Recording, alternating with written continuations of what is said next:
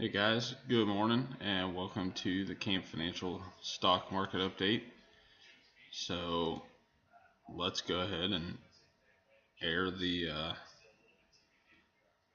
air the laundry that's going on and talk about the election piece and what happened last night. So obviously, if this is the first place you're hearing it, then you haven't watched any news. But Donald Trump won the election in the United States last night, and that is what it is. Um, I'm more interested in figuring out what that means to your stock portfolios. Um, and immediately you saw the panic sell off of futures were down about 800 points. Um, as of the time of this video at about 6:15 in the morning, S&P future or Dow futures are down about 300 points. So you're looking at a little less than 2% down right now. And you know, and then the bigger question is going to be is long term, what's that going to do? I mean, I would say that the market is probably going to trade down. I don't really have an idea. I mean, I've got some ideas um, as to where it's going to kind of bounce around at. I kind of see probably around that 2000 S&P 2000. So we're talking 7-8% down from here, which is already about 3% down from the highs. So that 10% pullback, which um, it is what it is. It's a 10% pullback in the stocks, and then the companies are going to hopefully base out around that 10% loss, and then we'll see them rally back. The one sectors that I would mention here is going to be in the healthcare and the biotech sectors.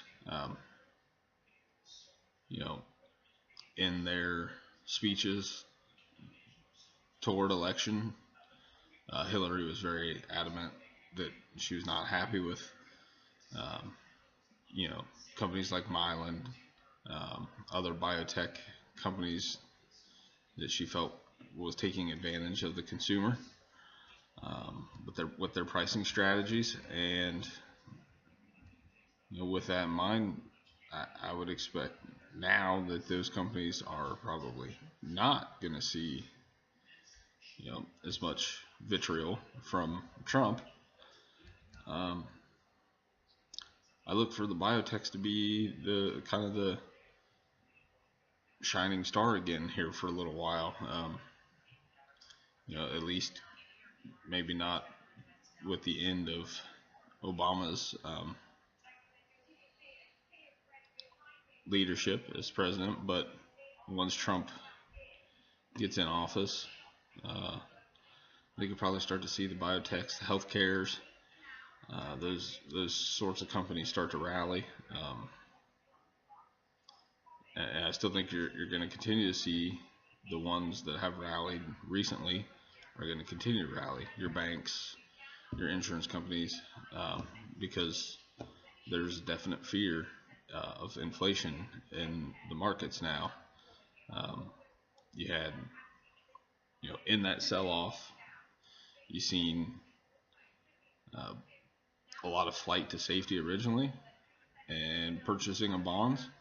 The bond yield, the 10-year bond yield dropped to 1.7%, and now it's turned all the way back around, and it's at 1.93%. So that's a pretty significant difference. I mean, a quarter of a percentage point is a big move in a 10-year treasury, and that's all based on originally, like I said, flight to safety, and then the risk on trade started to come back where people are saying, no, we don't need to hold them at that kind of a yield. We'll look for better yield elsewhere. So that should kind of give you a little bit of a rundown on what to expect in your portfolios. Um, I do want to take a look at a couple stocks in my portfolio, and I'll tell you, I backed into, and this isn't necessarily a bad thing. It is what it is, right? But it's funny when you back into a winning trade. So back in August, it might have even been July. On one of these videos, I talked about how I had sold a put option on SeaWorld at $14. This $14 put option.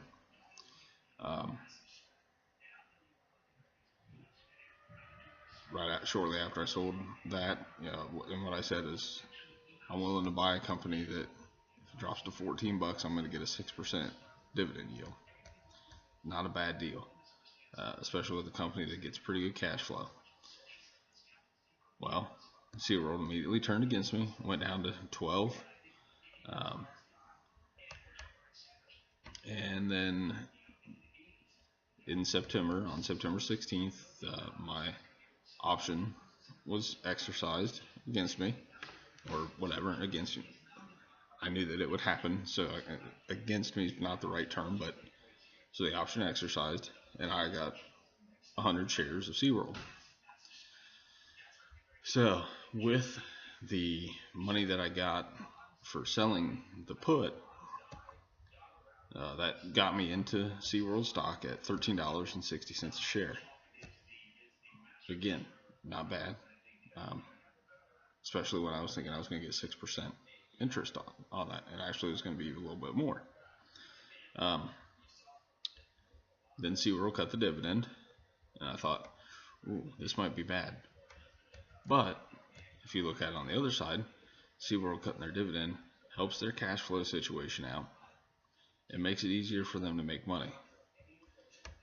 Even with, so jump forward to yesterday, SeaWorld stock presented, and they were way below analyst estimates and everything else, and earnings, all of it. There's fear around all of it, right? Yet the stock rallied hard yesterday, and it rallied hard because they gave good guidance. They expect that they're going to be able to get through this mess that they're in and start the run up into next year. So again, it is what it is. Sometimes you get lucky, and sometimes you don't. Sometimes you buy a company like Sunoco back in April at $35 a share, thinking, well, it's pretty, the PE is not terrible, especially comparatively to their historical PE. Pays a great dividend, so you hold on for decent amount of time, let it run, and you can turn it into a pretty good winning trade. Well, stock's down 40 some percent since then. It at one time had reached $37.25 a share. Now it's at $25.65 a share. So as of right now, with commissions and everything, I'm down 24%. It's just about at my stop price, and my guess is when the market opens today, it's probably going to drop to my stop price, and I'm going to go ahead and get out of it. I'm going to suffer a 25% loss to look for a better option. And sometimes that's what happens. That's why you can't put more money into a stock than you feel comfortable with losing. Like, you need to know what you're willing to lose, and at what point you're gonna cut bait. So that kind of gives a little bit of background on what's going on. So I want to end that. Let's go take a look. So the Dow Jones ended up 0.4% yesterday. The Nasdaq up 0.53%, and the S&P 500 was up 0.38%. Like I said, expect that to all reverse today.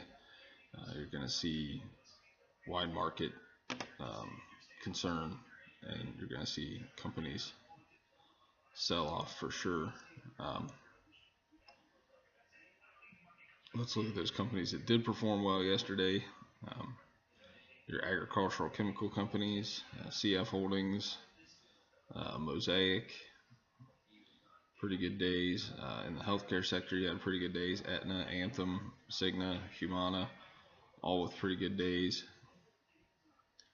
Let's take a look where else we got. Bright Green Priceline up 6.5%.